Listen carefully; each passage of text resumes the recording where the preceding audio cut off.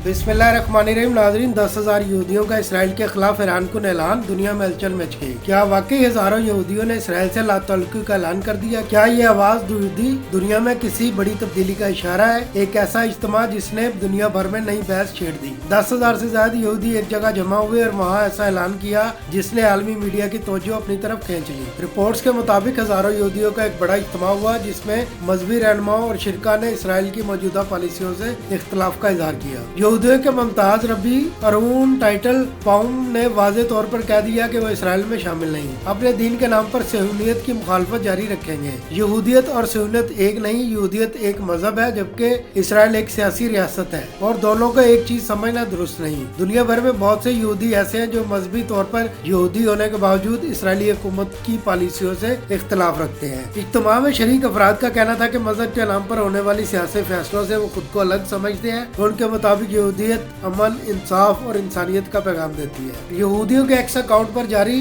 बयान में कहा गया कि सहूलियत को रद्द करना यहूदी अवाम से नफरत करने के मुतरादिफ नहीं। यहूदियत ईमान, अखलाकियात और खुदाई कानून, सियासी नजरिया नहीं। एक बड़े इज्तिमा के बाद आलमी मीडिया और सोशल मीडिया पर नई बहस शुरू हो गई है। क्या ये आवाज यहूदी दुनिया में बढ़ते इख्तलाफात की अलामत है या सिर्फ एक मखसूस गिरोह की राय? बाज़ मुबस्सरीन के मुताबिक यहूदी दुनिया के अंदर मुख्तलिफ आरा पहले से मौजूद है और ऐसे बयानात इसी इख्तलाफ की अक्कासी करते हैं। बहरहाल हजारों अफराद के इस इज्तिमा और रबी के बयान ने एक बार फिर इसराइल मजहब और सियासत के ताल्लुक पर आलमी सतह पर सवालात खड़े कर दिए।